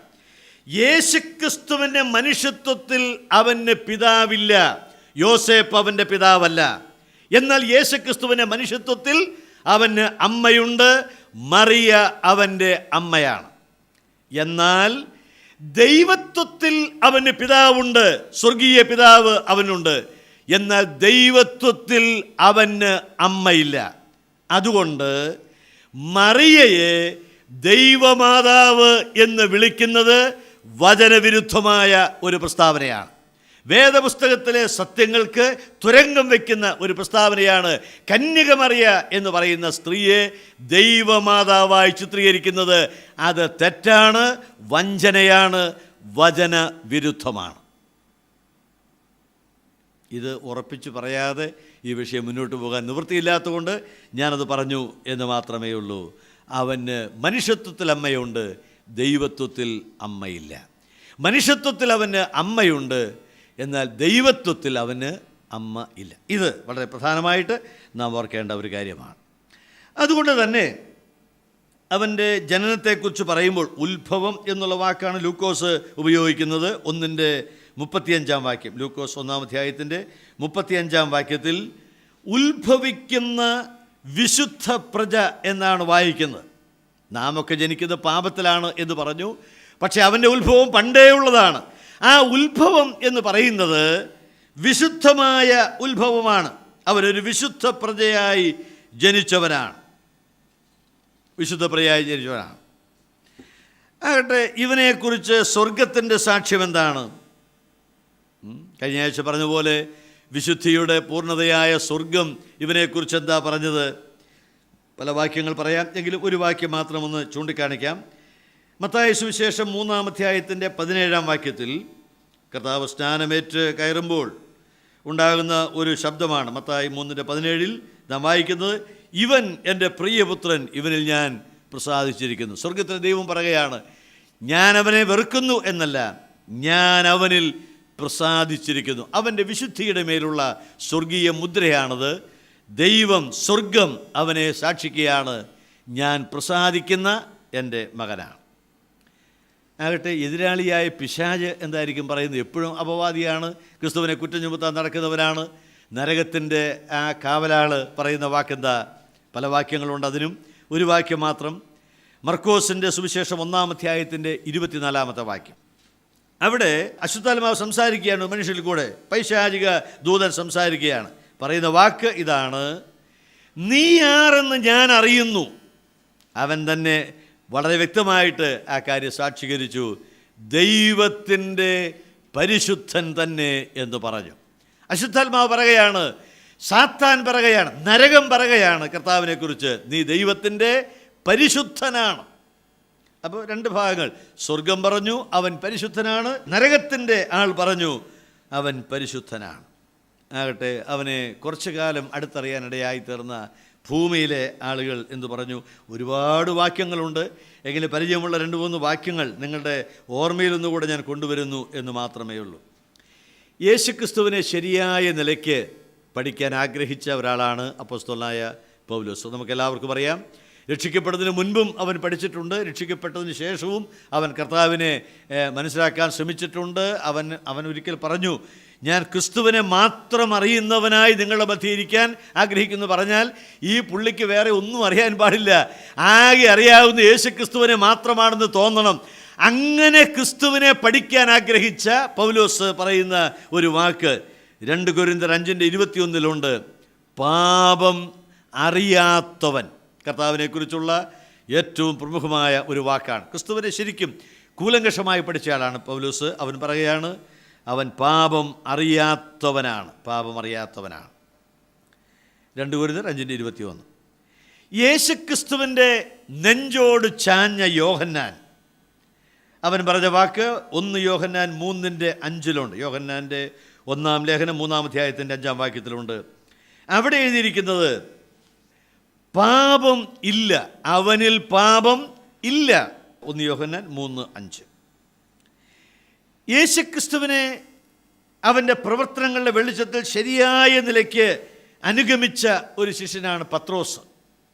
അവൻ പറഞ്ഞ വാചകം നാം തൻ്റെ 1-ാം ലേഖനം 2-ാം അധ്യായത്തിൻ്റെ 22-ാം വാക്യത്തിൽ വായിക്കുന്നുണ്ട്. 1 പത്രോസ് 2:22. അവിടെ എഴുതിയിരിക്കുന്നത്, അവൻ പാപം ചെയ്തിട്ടില്ല, പാപം ചെയ്യാത്തവനാണ്. ആ 3 ശിഷ്യന്മാരുടെ വാക്കുകളും തങ്കലിപികളിൽ തന്നെയാണ് ദൈവാത്മാവ് എഴുതിയിരിക്കുന്നത്. അവൻ പാപം അറിഞ്ഞിട്ടില്ല, അവൻ പാപം ഇല്ലാത്തവനാണ്, അവൻ പാപം ചെയ്യാത്തവനാണ്. അവൻ്റെ പ്രകൃതിയിൽ പാപമില്ല, അവൻ്റെ പ്രവൃത്തികളിൽ പാപമില്ല, അവൻ്റെ മനോഭാവത്തിൽ പാപമില്ല, പാപം അറിയാത്തവനും ആണ് എന്ന് അവനെക്കുറിച്ച് പറഞ്ഞു. നമ്മുടെ കർത്താവ് ഒരിക്കൽ അതായത് പാപകർമ്മത്തിൽ പിടിക്കപ്പെട്ട സ്ത്രീയെ അവർ കല്ലെറിഞ്ഞു കൊല്ലണം എന്ന് പറയുമ്പോൾ കർത്താവിനോട് ചോദിച്ചു, ആകട്ടെ നിൻ്റെ അഭിപ്രായം എന്താണ്? ഇവളെ കൊല്ലണമെന്നാണ് മോശ പറയുന്നത്, ന്യായപ്രമാണം പറയുന്നത്, നീ എന്താണ് പറയുന്നത്? കർത്താവ് പറഞ്ഞ ഒരു വാക്ക് എല്ലാവർക്കും അറിയാം. യോഹന്നാൻ്റെ സുവിശേഷം 8-ാം അധ്യായത്തിൻ്റെ ആദ്യത്തെ ഭാഗമാണ് ആ ചരിത്രം പറയുന്നത്. അതിന് 7-ാം വാക്യത്തിൽ കർത്താവ് പറഞ്ഞു, കല്ലെറിഞ്ഞോ കുഴപ്പമില്ല, പക്ഷേ ഒരു വ്യവസ്ഥയുണ്ട്, നിങ്ങളിൽ പാപമില്ലാത്തവൻ അവളെ ഒന്നാമത് കല്ലെറിയണം എന്ന് പറഞ്ഞു. അത് കഴിഞ്ഞ് കർത്താവ് തല കുനിച്ചിരുന്നു. തലപൊക്കി നോക്കിയപ്പോൾ നാം വായിക്കുന്നത് 9-ാം വാക്യത്തിൽ ആ സ്ത്രീ അവിടെ നിൽക്കുന്നുണ്ട്, ബാക്കി എല്ലാവരും അവിടെ നിന്ന് പോയി. പിന്നെ ഒരാൾ നിൽക്കുന്നുണ്ട്, അത് യേശുവാണ്. എന്തേ യേശു പോകാത്തത്? ബാക്കി എല്ലാവരും പാപികളായതുകൊണ്ട് കല്ലെറിയാൻ നിവൃത്തിയില്ല, അവരെല്ലാവരും പോയി, എന്നാൽ അവൻ പോയില്ല. അതിൻ്റെ അർത്ഥം ഇതാണ്, അവളെ കല്ലെറിയുവാൻ യോഗ്യതയുള്ള പാപമില്ലാത്ത ഒരുവനാണവൻ. അവനവിടെ നിൽക്കുന്നുണ്ടായിരുന്നു. അവൻ പറഞ്ഞു, ഞാൻ ശിക്ഷ വിധിക്കുന്നില്ല, പൊയ്ക്കോ, ഇനി പാപം ചെയ്യരുത് എന്ന് പറഞ്ഞ് അവളെ അവിടെ നിന്ന് അയക്കുകയാണ്. ആ സംഭവത്തിൽ കർത്താവ് വ്യക്തമാക്കിയ കാര്യം, പാപമില്ലാത്ത ഒരുവൻ, ശിക്ഷിക്കാൻ യോഗ്യനായ ഒരുവൻ അവൻ മാത്രമാണ്. പാപമില്ലാത്ത നമ്മുടെ വാഴ്ത്തപ്പെട്ട കർത്താവ്. യോഹന്നാൻ 8-ാം അധ്യായത്തിൻ്റെ 7-9 വാക്യങ്ങളാണ് ഞാൻ പറയുവാനിടയായത്. ആ അധ്യായത്തിൻ്റെ 46-ാം വാക്യത്തിൽ കർത്താവ് ഒരളവിൽ പറഞ്ഞാൽ പ്രകോപനപരമായിട്ടാണ് സംസാരിക്കുന്നത്. അതായത് നിങ്ങൾ ശരിയല്ല, നിങ്ങൾ സാത്താൻ്റെ മക്കളാണ്, നിങ്ങളെല്ലാവരും കള്ളന്മാരാണ് എന്ന അർത്ഥത്തിൽ കർത്താവ് വ്യക്തമായിട്ട് പറഞ്ഞിട്ട് അവൻ ചോദിച്ച ചോദ്യമുണ്ട്, ആകട്ടെ നിങ്ങളിൽ ആർക്കാണ് എന്നെ പാപബോധം വരുത്തുവാൻ കഴിയുന്നത്? എനിക്ക് തോന്നുന്നു എന്തെങ്കിലും പറയാനുണ്ടെങ്കിൽ 1000 വിരലുകൾ ഒരുമിച്ച് ചൂണ്ടേണ്ടതാണ്. കാരണം അത്രയ്ക്കും അവരോട് കാർക്കശ്യത്തോടെ പറഞ്ഞിട്ട് അവർ പാപികളാണ്, തെറ്റുകാരാണ്, അവർ അധർമ്മികളാണ്, അവർ സാത്താൻ്റെ മക്കളാണ് എന്ന് പറഞ്ഞിട്ട് ചോദിച്ചു, ആകട്ടെ നിങ്ങൾക്ക് എന്നെക്കുറിച്ച് വല്ലതും പറയാൻ? നമ്മൾ വായിക്കുന്നത് ഒരാൾ പോലും അവൻ്റെ നേരെ ഒന്നും പറഞ്ഞില്ല, വിരൽ ചൂണ്ടുവാൻ കഴിഞ്ഞില്ല. അവൻ പാപരഹിതനായി അവരുടെ മുൻപാകെ നിൽക്കുകയായിരുന്നു. ഏവർക്ക് പറയാവുന്ന ഒരു വിഷയമാണ്. അവനെ വിസ്തരിച്ച പീലാത്തോസ്, അവൻ്റെ വിധിയെക്കുറിച്ച് ഞാൻ പറയുകയല്ല, പക്ഷെ അവൻ ആവർത്തിച്ച് പറഞ്ഞ ഒരു വാക്കുണ്ട്. പ്രത്യേകിച്ച് ലൂക്കോസ് 23-ാം അധ്യായത്തിൻ്റെ ചില വാക്യങ്ങൾ 4, 14, 22. ലൂക്കോസ് 23-ൻ്റെ 4, 14, 22 ഈ വാക്യങ്ങളിൽ ഒരു ന്യായാധിപനും അങ്ങനെ ആവർത്തിക്കേണ്ട കാര്യമില്ല. പക്ഷേ അവൻ ആവർത്തിച്ചു പറഞ്ഞു, ഞാൻ ഈ മനുഷ്യനിൽ കുറ്റമൊന്നും കാണുന്നില്ല. എടുത്തെടുത്ത് പറയുവാൻ ഇടയായ ഒരു വാക്കാണത്. അതുപോലെ മത്തായി 27-ൻ്റെ 24, 25 വാക്യങ്ങളിൽ അവൻ ഒടുവിലായിട്ട് പറഞ്ഞു, ഈ നീതിമാൻ്റെ രക്തത്തിൽ എനിക്ക് കുറ്റം ഇല്ല എന്ന് പറഞ്ഞിട്ട് വെള്ളമെടുത്ത് കഴുകി എന്നുള്ളതാണ്. വാസ്തവത്തിൽ ഈ ലോകത്തിലെ സകല ജലം ഉപയോഗിച്ചാലും പീലാത്തോസിൻ്റെ കയ്യിൽ രക്തക്കറ പോകയില്ല, നമുക്കറിയാവുന്നതാണ്. കഴിഞ്ഞ ദിവസം കോടതി ഒരു കുറ്റത്തെക്കുറിച്ച് വിധിച്ചപ്പോൾ പറഞ്ഞതുപോലെ അറേബ്യയിലെ സകല സുഗന്ധതൈലമുണ്ടെങ്കിലും ഈ കുറ്റത്തിൻ്റെ ഗന്ധം മാറിപ്പോകയില്ല എന്ന് പറഞ്ഞതുപോലെ അവനെടുത്ത ആ വെള്ളം കൊണ്ട് അവൻ്റെ കുറ്റം മാറുകയില്ല. ലോകത്തിലെ ഒരു ജലവും ഒരു ക്ഷാരജലവും അവൻ്റെ അഴുക്ക് മാറ്റുകയില്ല. അത്രയ്ക്കും ഭയങ്കരമായ പാപമാണ് അവൻ ചെയ്തത്. യഹൂദ പാരമ്പര്യത്തിൽ ഇങ്ങനെ ഉണ്ടെന്നാണ് പറയുന്നത്. ഞാൻ വായിച്ചിട്ടില്ല, മറ്റുള്ളവർ എഴുതി വായിച്ച കാര്യമാണ്. അതായത് പീലാത്തോസ് പിന്നാലെ ഒരു ഭ്രാന്തനായിട്ട് മാറി, സുബോധം നഷ്ടപ്പെട്ടവനായിട്ട് തീർന്നു. ഈ വിധിക്ക് ശേഷം അവൻ്റെ സമനില തെറ്റി. അവൻ്റെ ജോലി എന്ന് പറഞ്ഞാൽ ആരെ കണ്ടാലും ഇങ്ങനെ കാണിക്കുമെന്നാണ്, കൈ കഴുകുക, എനിക്ക് കുറ്റമില്ലെന്ന് കാണിക്കാൻ. അവൻ അങ്ങനെ കഴുകി അവൻ മരിച്ചുവെന്നാണ്. അവൻ്റെ കുറ്റത്തെക്കുറിച്ചുള്ള വേട്ടയാടുന്ന ചിന്തകൾ അവനുണ്ടായിരുന്നു. ഞാൻ പറഞ്ഞു വന്നത്, അവൻ ആവർത്തിച്ചു പറഞ്ഞു, ഇവൻ നീതിമാനാണ്. ഇവൻ്റെ ഭാര്യ, അതങ്ങനെ പറയിപ്പിക്കാമോ എന്നെനിക്കറിയാൻ പാടില്ല, ഒരുപക്ഷെ ആ വ്യവസ്ഥിതിയുടെ ഒരു പരാജയം കൂടിയായിരിക്കാം. ന്യായാധിപൻ്റെ ഭാര്യ ആളയച്ച് പറയിപ്പിച്ചു, ആ നീതിമാൻ്റെ കാര്യത്തിൽ ഇടപെടരുത്, അവൻ നീതിമാനാണ്. ഒരുപക്ഷെ ന്യായവിസ്താരത്തിന് വരുന്നവരിൽ നിന്നാണ് ഈ പീലാത്തോസ് കാര്യങ്ങൾ അറിയുന്നതെങ്കിലും നാട്ടിലെ ആ പൾസ് മുഴുവൻ അറിയാവുന്ന അവൻ്റെ ഭാര്യ പറയിച്ചു, അവൻ നീതിമാനാണ്, അവൻ്റെ മേൽ കുറ്റം വിധിക്കരുതേ എന്ന് ആവശ്യപ്പെട്ടതായിട്ട് വായിക്കുന്നു. മത്തായി 27:19 വാക്യമാണ് ഞാൻ ഉദ്ധരിച്ചത്. 27 തന്നെ പറയുന്ന മറ്റൊരു വാക്കുണ്ട്, അതിൻ്റെ 4-ാം വാക്യം. പറഞ്ഞത് 3.5 വർഷം അവനോടുകൂടെ നടന്ന യൂദയാണ്. അവൻ 30 വെള്ളിക്കാശ് മേടിച്ചാണ് കർത്താവിനെ ഒറ്റിക്കൊടുത്തത്. അത് കഴിഞ്ഞപ്പോൾ അവൻ ആ കാശ് കൊണ്ടുപോയി അവിടെ ഏൽപ്പിച്ചിട്ട് പറഞ്ഞു, എനിക്കിത് വേണ്ട. അപ്പോൾ അവരും പറഞ്ഞു, ഞങ്ങൾക്കും വേണ്ട. പിന്നെ ആ കാശ് കൊണ്ടാണ് നാം വായിക്കുന്ന അക്കൽദാമ, രക്തനിലം വാങ്ങി, കുശവൻ്റെ നിലം വാങ്ങിയത് എന്ന് നാം വായിക്കുന്നുണ്ട്. പോട്ടെ, ഞാൻ പറഞ്ഞു വരുന്നത്, അവൻ ആ പൈസ അവിടെ എറിയുമ്പോൾ അവൻ പറയുന്നൊരു വാക്കുണ്ട്, ഞാൻ കുറ്റമില്ലാത്ത രക്തത്തെ കാണിച്ചു കൊടുത്തു. അവനതറിയാമായിരുന്നു, പക്ഷെ പണത്തിന് വേണ്ടി അവനത് ചെയ്യുകയായിരുന്നു. ഞാൻ കുറ്റമില്ലാത്ത രക്തത്തെ കാണിച്ചു കൊടുത്തു എന്നാണ്. ക്രൂശിൽ അവനോടുകൂടെ മരിക്കുന്ന ഒരു കള്ളൻ അവനെ തള്ളിക്കളഞ്ഞു, നീ ദൈവമാണെങ്കിൽ നിന്നെ രക്ഷിക്ക്, പിന്നെ ഞങ്ങളെ രക്ഷിക്ക് എന്ന് മറ്റവൻ പറഞ്ഞൊരു വാക്കുണ്ട്, ഇവനോ അരുതാത്തതൊന്നും ചെയ്തിട്ടില്ല. ലൂക്കോസ് 23 41 വാക്യമാണ്. ലൂക്കോസ് 23:41. ഇവൻ അരുതാത്തത് ഒന്നും ചെയ്തിട്ടില്ല. ആ മരണം കണ്ടിരുന്ന ശതാധിപൻ പറഞ്ഞ വാക്ക് നമ്മൾ വായിക്കുന്നുണ്ട്. ലൂക്കോസ് 23:47. ലൂക്കോസ് 23 വാക്യം. അവിടെ എഴുതിയിരിക്കുന്നത്, ഈ മനുഷ്യൻ വാസ്തവമായി നീതിമാനായിരുന്നു. മറ്റു സുവിശേഷങ്ങൾ ദൈവപുത്രനായിരുന്നു എന്നാണ് വായിക്കുന്നത്. പക്ഷെ അവിടെ എഴുതിയിരിക്കുന്നത് നീതിമാൻ എന്ന് പറഞ്ഞാൽ ഇവൻ പാപിയല്ല, ഇവൻ ദുഷ്ടനല്ല, പാപിയല്ല, നീതിമാനാണ്. നമുക്കറിയാമല്ലോ, വേദപുസ്തകത്തിൽ നീതിമാൻ ആരുമില്ല, ഒരുത്തൻ പോലുമില്ല, എല്ലാവരും വഴിതെറ്റി കൊള്ളരാത്തവരായി എന്ന് പറയുന്നത് പാപത്തെക്കുറിച്ചാണ്. അപ്പോൾ നീതിമാൻ എന്ന് പറഞ്ഞാൽ പാപമില്ലാത്തവൻ എന്ന് ആ ശതാധിപൻ പറയുകയാണ്. അവനിൽ ഒരു തെറ്റും ഉണ്ടായിരുന്നില്ല എന്നുള്ളതാണ്.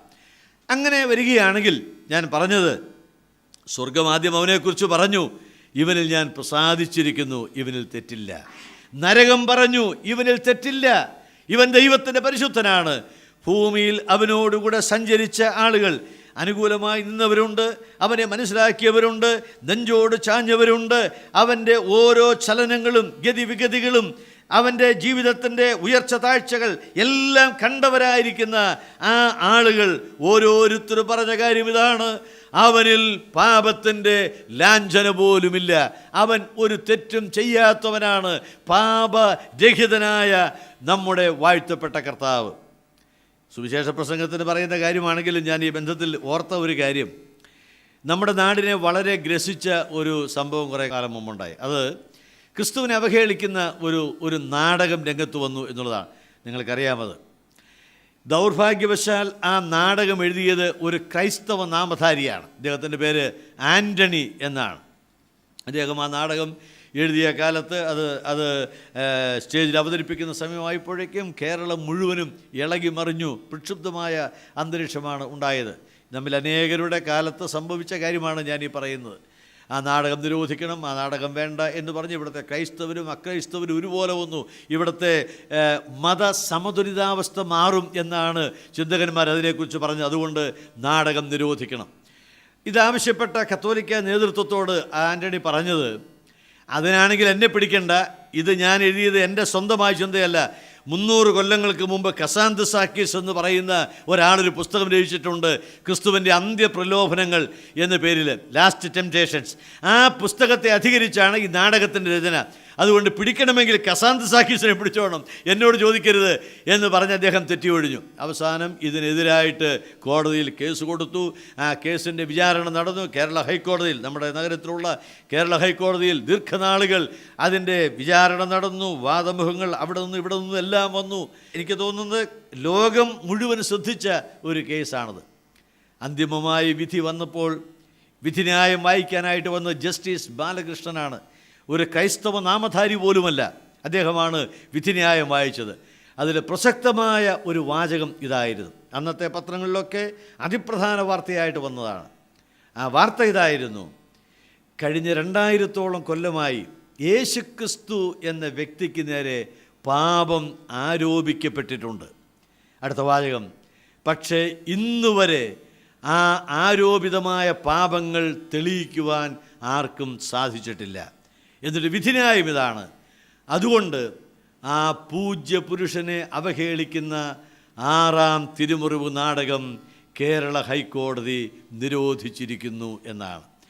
ഏത് വാസ്തവത്തിൽ നമ്മെ കോരിത്തെരിപ്പിക്കേണ്ട ചിന്തയാണ്. കേരള ഹൈക്കോടതി പറഞ്ഞില്ലെങ്കിലും അവൻ്റെ പാപരാഹിത്യം നമുക്ക് വ്യക്തമാണ്. പക്ഷേ ആ പറഞ്ഞ വാക്ക് എത്രയോ നിസ്തുലമായിട്ടുള്ള വാക്കാണ്. ഇന്ന് രാത്രി നാം വിശ്വസിച്ചിരിക്കുന്ന, നമ്മുടെ ഹൃദയത്തെ ആശ്വസിപ്പിക്കുന്ന, നമ്മുടെ ഹൃദയത്തിൽ നാഥനും കർത്താവുമായി വാഴുന്ന നമ്മുടെ പ്രത്യാശ പുരുഷനായ യേശുക്രിസ്തുവിനെ കുറിച്ച് ഒരു ന്യായാധിപൻ പറയുകയാണ്, കാലങ്ങൾക്ക് ശേഷം പറയുകയാണ്, 2000-ഓളം കൊല്ലമായി അവൻ്റെ മേൽ പാപം ആരോപിക്കപ്പെട്ടിട്ടുണ്ട്. പക്ഷേ ഇന്ന് വരെ പാപം തെളിയിക്കാൻ കഴിഞ്ഞിട്ടില്ല. വരാൻ പോകുന്ന കാലത്തും കഴിയുകയില്ല. ദൈവത്തിൻ്റെ സ്തോത്രം. ഇന്ന് രാത്രി നമ്മെ ആശ്വസിപ്പിക്കുന്ന, ധൈര്യപ്പെടുത്തുന്ന കാര്യം, നമ്മുടെ വാഴ്ത്തപ്പെട്ട കർത്താവ് ഒഴികെ പാപരഹിതരായി ആരുമില്ല. അവൻ മാത്രം അത്യുന്നതനായ വിശുദ്ധ ദൈവമായി ഇന്ന് രാത്രിയും ജീവിക്കുന്നത് കൊണ്ട് സ്തോത്രം. പാപമില്ലാത്ത നമ്മുടെ വാഴ്ത്തപ്പെട്ട കർത്താവ്. സ്വർഗഭൂമി പാതാളം ഒരുപോലെ പറയുകയാണ്, അവൻ ദൈവത്തിൻ്റെ പരിശുദ്ധനാണ്. ഇന്ന് രാത്രിയിൽ നമ്മെ അത്ഭുതപ്പെടുത്തുന്ന ഒരു കാര്യമായിട്ട് അത് നിൽക്കുകയാണ്. ഞാൻ ഇപ്പോൾ ഈ വിഷയം അങ്ങോട്ട് അവസാനിപ്പിക്കണം. കാരണം അടുത്ത ഭാഗത്തേക്ക് കടക്കുമ്പോൾ ഇതുമായിട്ട് ചിലപ്പോൾ ഒരു ഒരു ഒരു തുടർച്ച തോന്നാതെ വരുമോ എന്നുള്ള ശങ്കയുള്ളതുകൊണ്ട് ഞാനിപ്പോൾ ഈ വിഷയം ഇവിടെ അവസാനിപ്പിക്കുകയാണ്. ദൈവം നമ്മെ സഹായിക്കുമാറാകട്ടെ. നമ്മുടെ കർത്താവിൻ്റെ നിസ്തുല്യതയെ വ്യക്തമാക്കുന്ന ചില വാക്കുകളാണ് ഞാൻ പറയുവാനിടയായത്. അവൻ ദൈവമാണ്. ആ ദൈവത്വത്തെക്കുറിച്ചുള്ള പഠനത്തിലേക്ക് നാം അടുത്ത ദിവസം കടക്കും. എന്നാൽ അതിനു മുൻപായിട്ട് ഒരു കാര്യം കൂടെ ചിന്തിക്കേണ്ടി വരുന്നു എന്ന് ഞാൻ വിചാരിക്കുന്നു. കർത്താവായ യേശുക്രിസ്തു ദൈവമാണ്. അപ്പോൾ തന്നെ കർത്താവായ യേശുക്രിസ്തു മനുഷ്യനുമാണ്. അവൻ 50% ദൈവവും 50% മനുഷ്യനും ചേർന്ന 100% ഒരു പൂർണ്ണത പ്രാപിച്ചവനല്ല, അല്ലെങ്കിൽ പൂർണ്ണതയുള്ളവനല്ല. മറിച്ച് അവൻ 100% ദൈവമാണ്, 100% മനുഷ്യനുമാണ്. മനുഷ്യപ്രകൃതി വന്നപ്പോൾ ദൈവപ്രകൃതി ബലഹീനമായി പോയില്ല, ദൈവപ്രകൃതി മാറ്റപ്പെട്ടില്ല. അല്ലെങ്കിൽ ദൈവപ്രകൃതിയും മനുഷ്യപ്രകൃതിയും ചേർന്ന് ഒരു സമ്മിശ്രമായ പ്രകൃതി അവനിൽ ഉണ്ടായില്ല. അല്ലെങ്കിൽ രണ്ടും കൂടെ ചേർന്ന് മൂന്നാമത്തെ മറ്റൊരു പ്രകൃതി രംഗത്തേക്ക് വന്നില്ല. അവൻ എന്നും ദൈവമാണ്. അവൻ ഇടയ്ക്ക് മനുഷ്യത്വം സ്വീകരിച്ചപ്പോൾ വേർപിരിക്കാനാകാത്ത നിലയ്ക്ക് ദൈവത്വവും മനുഷ്യത്വവും അവരിൽ സമ്മേളിച്ചിരിക്കുകയാണ്. ഇന്ന് രാത്രി ഞാൻ പ്രധാനമായിട്ടും പറയാൻ വിചാരിച്ചത്, അവൻ്റെ ജനനം കന്യകയിലുള്ള ജനനമായിരുന്നു. സ്ത്രീയിൽ നിന്ന് മാത്രം എന്ന് പറഞ്ഞാൽ പോലും അത്യുന്നതമാണ്. രണ്ടാമത്തെ കാര്യം, അവൻ്റെ ജനനം കന്യകയിൽ നിന്നുള്ള ജനനമാണ്. പാപരഹിതമായ നിലയ്ക്ക് പരിശുദ്ധാത്മാവിനാൽ അവൻ ഈ ലോകത്തിലേക്ക് വരുവാനിടയായി. അതുകൊണ്ട് തന്നെ ആ ജനനം പരിശുദ്ധമായിരുന്നു, ജീവിതം പരിശുദ്ധമായിരുന്നു. അതിനാൽ തന്നെ അവൻ്റെ മരണം പാപത്തിന് വേണ്ടിയുള്ള മരണമാണ്. കാൽവറിയിൽ 3 പേർ മരിക്കുന്ന ആ രംഗം എടുക്കുമ്പോൾ നമുക്ക് മനസ്സിലാക്കാനായിട്ട് പ്രയാസമില്ലാത്ത ഒരു കാര്യം, ഒരാൾ മരിച്ചത് പാപത്തിലാണ്. ഒരു കള്ളൻ മരിക്കുന്നത് അവൻ പാപത്തിൽ, അതിക്രമത്തിലും പാപത്തിലും, അതിക്രമങ്ങളിലും പാപങ്ങളിലും അവൻ മരിക്കുന്നു. എന്നാൽ മറുവശത്തെ കള്ളൻ മരിക്കുന്നത് പാപസംബന്ധമായിട്ടാണ്. അതായത് റോമാലേഖനത്തിലെ വാക്കാണ് ഞാൻ പറയുന്നത്. 2 പദങ്ങളുണ്ട്. ഒന്ന്, പാപത്തിന് മരിച്ചു, അല്ലെങ്കിൽ പാപസംബന്ധമായി അവൻ മരിക്കുവാനിടയായി. ഒരാൾ പാപത്തിൽ മരിച്ചു, മറ്റവൻ പാപത്തിന് മരിച്ചു. എന്നാൽ നടുവിലത്തെ ക്രൂശിൽ മരിച്ചവൻ ഈ 2 മരണമല്ല ഏറ്റെടുത്തത്. അവൻ മരിച്ചത് പാപത്തിന് വേണ്ടിയാണ്, പാപപരിഹാരാർത്ഥം മരിക്കുവാനിടയായി. അതിന് അവനെ പ്രാപ്തമാക്കിയത് നിസ്തുലമായ കന്യകാജനനവും പാപരഹിതമായ അവൻ്റെ ആളത്വവുമാണ്. ഇന്ന് രാത്രി ഈ നിസ്തുലനായ കർത്താവിനെ മഹത്വപ്പെടുത്തുവാനും അവൻ്റെ പാദങ്ങളിൽ, അവൻ്റെ വിശുദ്ധമായ പാദങ്ങളിൽ വീഴുവാനും ദൈവത്തിൻ്റെ ആത്മാവ് നമ്മെ സഹായിക്കട്ടെ. നമ്മെ അമ്പരപ്പിക്കുന്ന കാര്യം, ഈ പരിശുദ്ധ ദൈവകുഞ്ഞാടിൻ്റെ മരണത്താൽ അയോഗ്യനായിരുന്ന എനിക്ക് വിശുദ്ധനായി തീരുവാൻ ഇടയായിത്തീർന്നു. അവൻ്റെ നിർമ്മലമായ രക്തച്ചൊരിച്ചിലിനാൽ എൻ്റെ കറപിടിച്ചങ്കി കഴുകി വെളുപ്പിക്കുവാൻ ഇടയായിത്തീർന്നു. അവൻ്റെ ജീവരക്തത്താൽ ഞാൻ ഇന്ന് രാത്രി ഒരു ദൈവ പൈതലായിട്ട് തീർന്നിരിക്കുകയാണ്. ലോകത്തിലെ ഏറ്റവും വേഗം കേടുവരുന്ന ഒരു വസ്തുവാണ് രക്തം എന്ന് പറയുന്നത്. പക്ഷെ നമ്മുടെ വാഴ്ത്തപ്പെട്ട കർത്താവിൻ്റെ രക്തം, തിരുവെഴുത്ത് പറയുന്നത്, അഴിയാത്ത രക്തമാണ്. ദൈവത്തിൻ്റെ സ്തോത്രം. ഇന്ന് രാത്രിയും നാം കർത്താവിനെ കാണുമ്പോൾ വെളിപ്പാട് പുസ്തകത്തിൽ വായിക്കുന്ന പോലെ അവൻ്റെ രക്തച്ഛവി മാറ്റുവാൻ കഴിയുകയില്ല. അവൻ ധരിച്ചിരിക്കുന്ന വസ്ത്രം രക്തം തളിക്കപ്പെട്ട ഉടുപ്പാണ്. വെളിപ്പാട് 19-ാം അധ്യായത്തിൽ നാം ഇത് വായിക്കുന്നുണ്ട്. വെള്ളക്കുതിരപ്പുറത്ത് വരുന്ന ആ പുരുഷൻ, അവനെ കാണുമ്പോൾ നാം അത്ഭുതപ്പെടുകയാണ്. അവൻ്റെ പേര് എഴുതിയിട്ടുണ്ട്. 3 പേരുകൾ അവിടെ നാം വായിക്കുന്നു. ഒന്ന്, ദൈവവചനം എന്നൊരു പേരുണ്ട്. അവൻ്റെ തുടമേലും ഉടുപ്പിന്മേലും എഴുതിയിരിക്കുന്ന മറ്റൊരു നാമമുണ്ട്, രാജാധിരാജാവും കർത്താധി കർത്താവും. അവൻ ധരിച്ചിരിക്കുന്ന വസ്ത്രം രക്തം തളിക്കപ്പെട്ട ഉടുപ്പാണ്. ആ രക്തത്തിൻ്റെ നിറം മാറ്റുവാൻ നിത്യതയ്ക്ക് പോലും കഴിയുകയില്ല. ദൈവത്തിൻ്റെ സ്തോത്രം. ആ അഴിഞ്ഞു പോകാത്ത രക്തത്താൽ അവൻ നമ്മെ സ്വന്തമാക്കിയതിനാൽ, നാം ഇന്ന് രാത്രി ദൈവമക്കളായതിനാൽ നമുക്ക് അഭിമാനിക്കാം, ആശ്വസിക്കാം, പ്രത്യാശിക്കാം. അവൻ്റെ വന്യമായ പാദങ്ങളിൽ സകല ബഹുമതികളും അർപ്പിച്ച് അവനെ ആരാധിക്കാം. ദൈവം നമ്മെ സഹായിക്കട്ടെ. അവൻ്റെ വിലയേറിയ നാമം എന്നേക്കും വാഴ്ത്തപ്പെടുമാറാകട്ടെ. ആമേൻ.